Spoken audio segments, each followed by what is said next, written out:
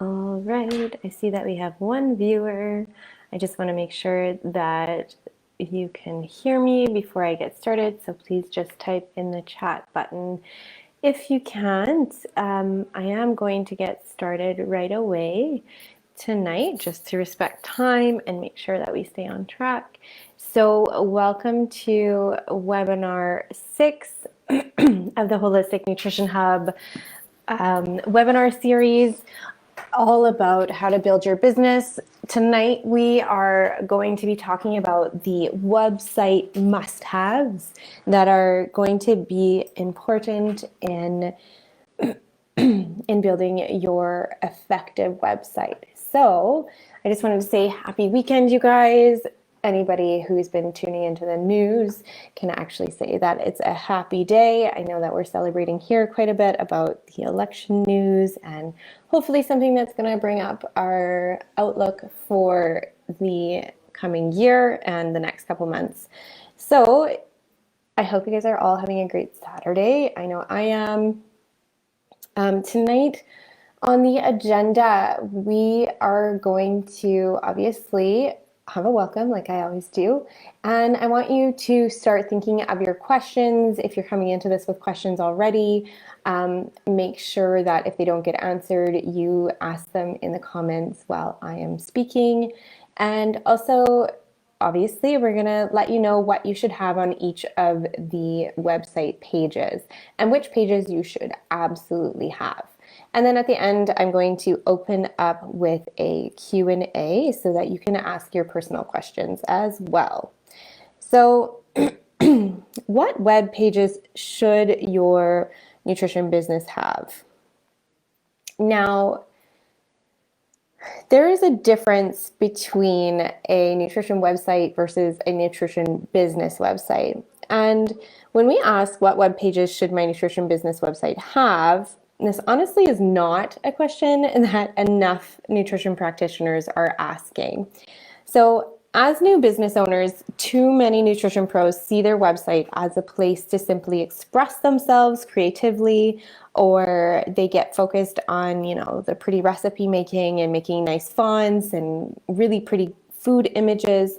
And of course, like we always have our recipes or our package and pricing up there. And unfortunately, all they're thinking about is having a good looking nutrition website. And while the need for a well thought out visual branding strategy is undeniable, many forget what the goal really is or should be. And the website is going to actually help you showcase yourself as the expert and grow your nutrition business. Think of this as your visual and virtual business card. So, nutrition website versus a nutrition business website. So picture this. You have a full-time corporate job and you love creating tasty recipes on your time off, and you enjoy sharing your enthusiasm for nutrition with your followers, but you have absolutely no aspirations to grow or monetize this endeavor. In this case, your nutrition website is simply part of your creative process. Which pages actually populate your website matter very little, so long as you are able to express yourself freely and you like the way that everything looks. Then you're totally ready to go. Figuratively, that is. But when you're literally running a nutrition business, your website should have a very different purpose. So your website is more than just a pretty place for your clients to come. And we're going to consider this example. When you walk into a physical store for the first time, you expect to find a number of things that will often make or break your shopping experience. So you assume that you're easily going to find things like the products that you associate with the brands in that store.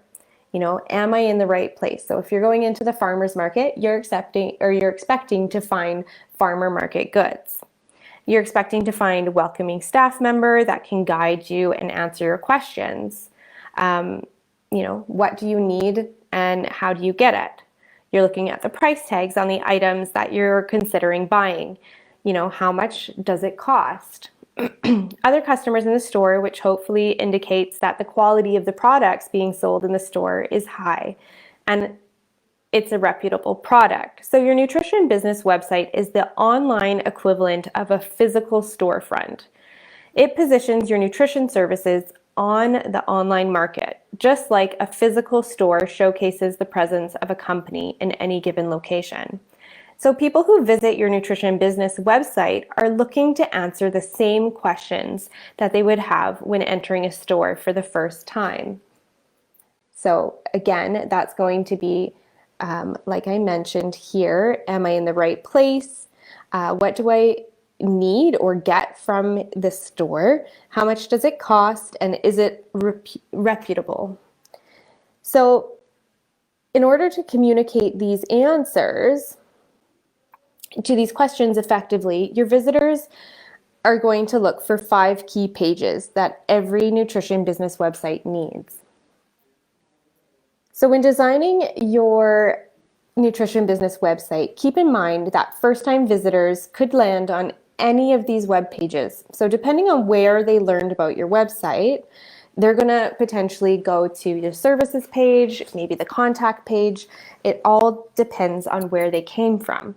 So for example, they could come from a link on social media or another website. They could come via Google or through a networking event even. So therefore, any of these web pages could be a visitor's literal first impression of your business. So while these ones may be more static than other pages, they are just as important as your blog or recipe pages that you most likely spend more time on. I know it's always more fun to work on the pretty stuff and not so much on the actual selling. So it's equally as important that these 5 pages contain the information that a visitor is expecting to find, and that they're easy to navigate and not cluttered with a bunch of unnecessary information or a barrage of competing visuals. In addition, all of these pages should also contain some sort of call to action. And that can be anything from an opt-in form attached to a lead magnet. And a common place to include a call to action is at the top and or the bottom of every web page on your website. So if you hopped on over to the holisticnutritionhub.ca, you would see buttons all throughout the website calling you into action. And that's so that you can snag email addresses from them. Now, the first page that you're going to be focusing on is your homepage, obviously. All websites must have a designated homepage. There's no getting around that at all. And the type of content that displays on the homepage can vary depending on your preference and the website theme you're using, for example, as well. So that can be the themes in WordPress or maybe off of your Wix site or Squarespace site as well. So the content can be static, non-static, or a combination of both. The following are some examples of content that you might want to display on your homepage. So you may want to have an overview of the services you provide and the products that you sell, including the benefits of your service and products that you offer, as well as a call to action, such as a link to the relevant service or product web page that contains more details. So here you see this is our home link button. We have our blog, features, consult online, services, praise, which is our reviews, and log into the online platform. Here's the first call to action button that I was talking about. We have it right at the top, and if you were to scroll down on our website, you would see other ones as well. Now, also on the homepage, you're going to find links to your most recent blogs, images and links to your most recent recipe postings, and a short introductory video that introduces yourself and your business. Of course, like I said, check out our homepage for examples. Now, the second one that you're going to want to pay attention to is the About page. You can also call this the Start Here page. So the About page is the opportunity to share your personal stories as they relate to your services and products. This humanizes your website a little bit more. And people are going to be more willing to connect with you if they see that you have shared the same or similar experiences and pain points. Being relatable is a great selling feature. I always say make sure you tell your story. And the About page is really a place to tell visitors about yourself, some of your credentials, your education, your experience in the relevant field, and why you created your website. Basically, what makes you qualified to educate others about the topic of your website. You should also include a recent professional photo of yourself, as this is not only going to allow visitors to put a face to your name, but it's another opportunity to help you look credible. That all said, just to throw a wrench in here, the real key to the About page is not really about you. It's actually about your follower. So I know that's a head scratcher, but what our readers and your target audience care about most is what you can do for them. So what are they going to get out of it? Out of it meaning out of your services. Now, keeping this in mind, everything you write should be with the underlying messaging that clearly demonstrates that you know how to meet their needs and address their pain points effectively. The condition for writing about yourself, whether it's on the About page or anywhere else on your website, is doing it in such a way that it's in the context of providing value to your potential client while evoking emotion. And you want your clients to feel a certain way. Again, this is where the relatability piece comes in. Finally, consider changing the name of your About page to Start Here.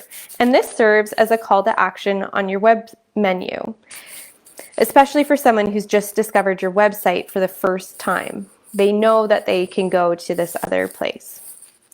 Now, the third page is the services page. The services page should contain detailed information about all the services that you offer. If you provide many different types of services, you might want to actually consider having a separate web page for each service. And the dedicated services overview page would then contain a brief description of each service that you offer and a link to each related web page. So, some practitioners also choose to include their rates for services on their service page. Well, there's actually some debate about doing this. There are advantages and disadvantages to both approaches. It lets your prospects know right away what your services cost and shows transparency. Some may say that they don't really trust a person or company who doesn't list their prices right on their website. By the way, we actually offer a great webinar from last week on how to price your nutrition services, or there's also a blog post up on the Holistic Nutrition Hub if you're still struggling with that. Now, the fourth page that is so important is the testimonial page. If a prospect only knows of you through the content on your website, it's super important to establish trust with them right then and there. So testimonials, they're also known as social proof from your previous clients and customers, are a great way to accomplish this. And in turn, they actually help bring in new business. The social proof shows prospects that your services are valuable and that others have benefited and had success from working with you. Testimonials can be in the form of a simple written quote or audio and video review, and even before and after images of your past clients, depending on the services that you offer. Once you've started to gather up these little love notes from your clients, you can put them all onto a dedicated testimonial or praise page. Like I said, this is what we have for the Holistic Nutrition Hub. And and then you can also begin sprinkling them throughout your website and even on your social media posts. If you go onto our Instagram, you'll see that we share either successes with our clients or reviews of our platform as well. Now, just remember that before you post the testimonial, you need to make sure that you have permission in writing that you are allowed to do this. On your contact page, of course, you want to make it easy for prospects to be able to contact you. Your contact page should contain more than just your email address, and in some cases, the phone number as well. So make sure that you include the following information: a simple contact form for really easy communication. Don't make it too long with a lot of required fields, or your prospects might not be inclined to fill it out and actually reach out to you. You may want to include your mailing address or office address, depending on whether you meet with people in person or have a physical office. If you do have a physical office, you're going to want to make sure that you have a map, perhaps showing your office location, so that if people are running late for their appointment or don't know where to go, it's easy to find on the website. Again, your office hours might be handy, and a recent professional photo, and this helps make your contact page a lot more personal. So the question is, what are you waiting for? It's time to either start with making your website or updating it now. The 5 key pages that your nutrition business website must have in order to function as your visually compelling online business card. That's essentially what your website is becoming for you. So to make this a little bit easier for you, we of course have created a simple checklist that outlines all the main points from this article. And that way you can really check each page of your website and make sure that all the important elements are present. We did a really great podcast with our friend Julie, who does this. She works with wellness professionals to build their website. And of course, you can get consulting from us on how to build your website as well. And we have friends like Krista, who is one of our collaborators in our free business course, who does website copy if you're completely lost on how to understand and create that. Now, next week, we are having our webinar on marketing ideas that you need. We are literally going to jam pack the marketing ideas into next week's call. So be sure that you show up there. And of course, it is time now for the question and answer portion of the webinar. Be sure to ask your questions. I'll be staying on the call for another few minutes, and we can go from there.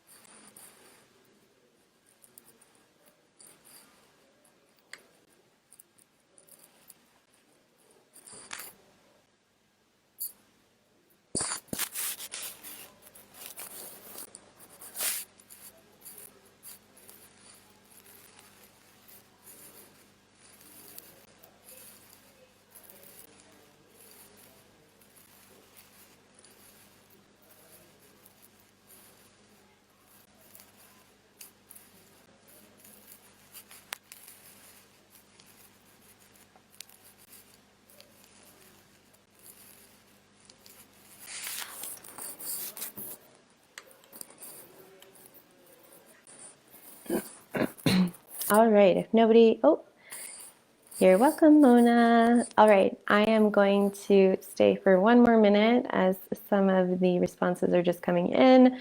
Don't want to miss anything. I will stay on for 2 more minutes until 7:50.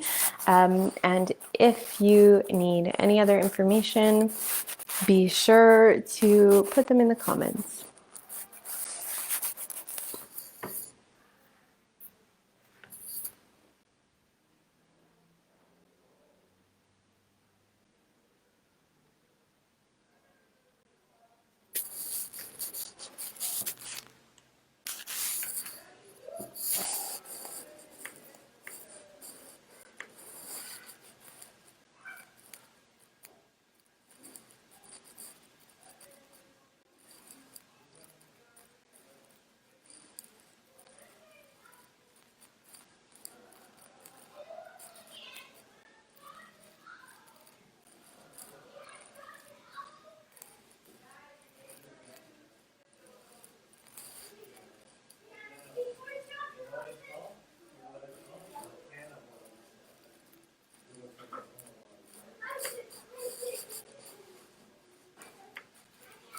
All right, there are no questions coming in, so I am going to leave you here with this live. Thanks for watching, and I will see you all next week. Take care and enjoy the weekend.